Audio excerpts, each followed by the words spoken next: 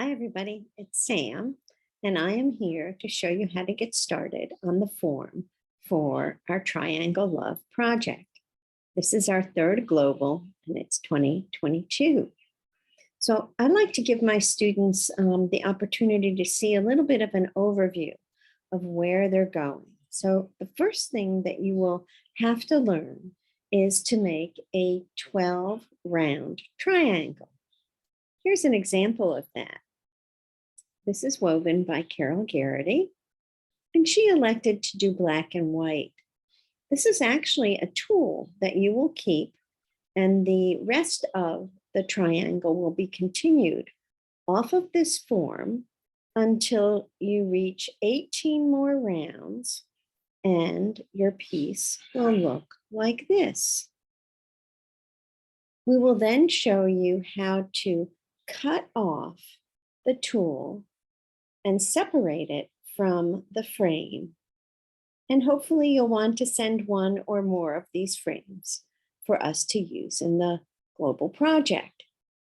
Let me show you that on this edge, there are 3 rounds of red. On one side of the triangle, we're asking that you do this so that we have a red line that will be a point. It will be an element that will be used for organizing the whole last piece. So your work will be telling us what to line it up with.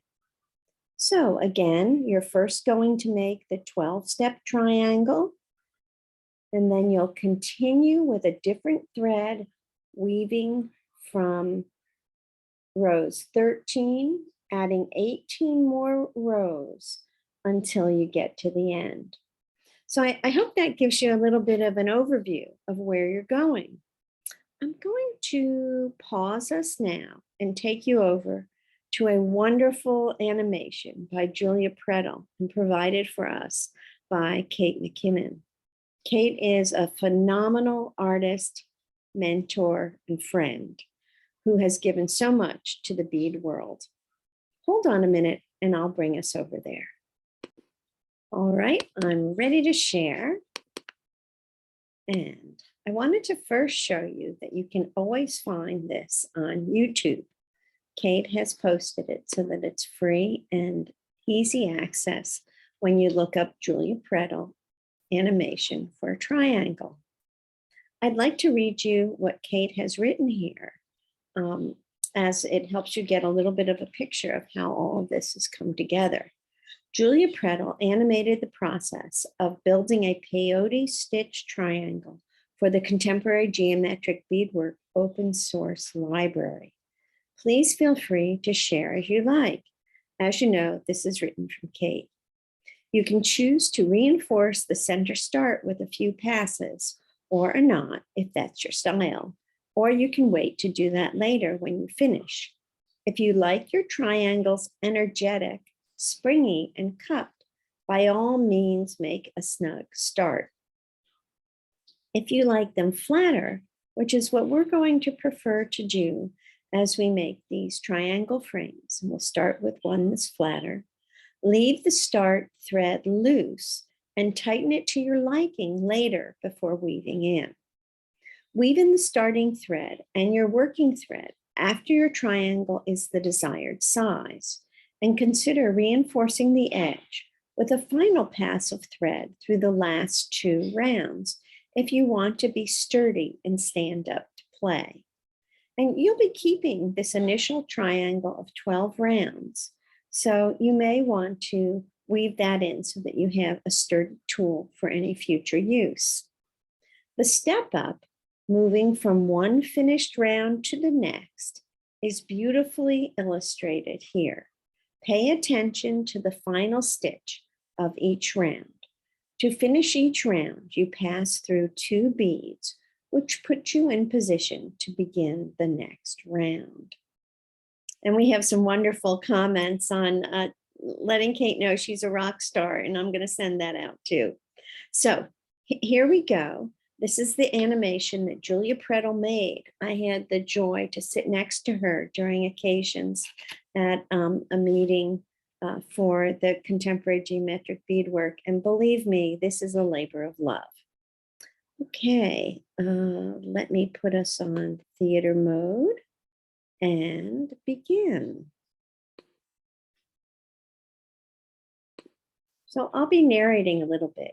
You can see that the first pass of thread went through 3 beads and circles it back together. I'm going to go over that again.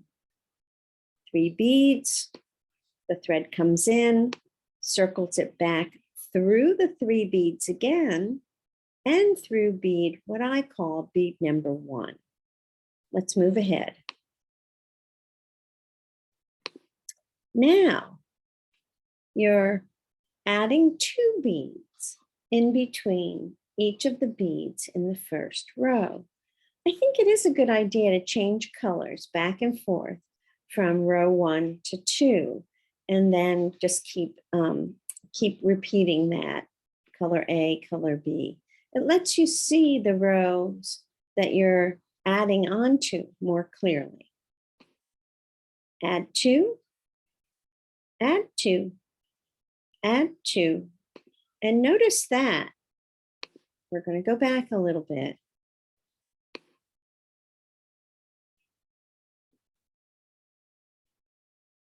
Right here is where the row has been completed. Before this, you had to notice that these last 2 beads were being added on by passing through a member of the pink round and up through the first bead of the yellow round you have just completed. So when you're putting on these 2, you're passing through these 2. Let me try to pull us back just a tiny bit more, and you'll see it just here. Add 2, and now you're going to be adding 1 on the sides. And that really sets up your mantra for the rest of making the triangle. 2 beads to make a corner, 1 bead on the side. As the side grows, it needs more single beads. Here we go. 1 on the side, 2 in the corner, 1 on the side, 2 in the corner, 1 on the side, and remember you're stepping up. 1 is added on the side, and then you're stepping up through the first bead of the last row added.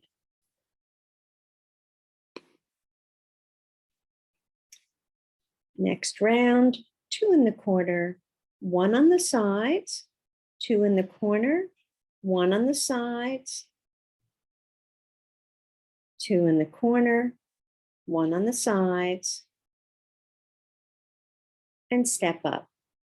Next round, build it out,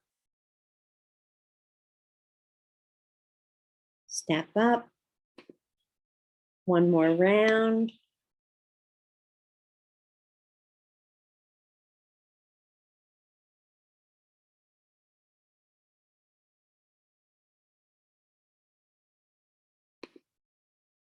so we need 12 rounds to complete the triangle for your tool.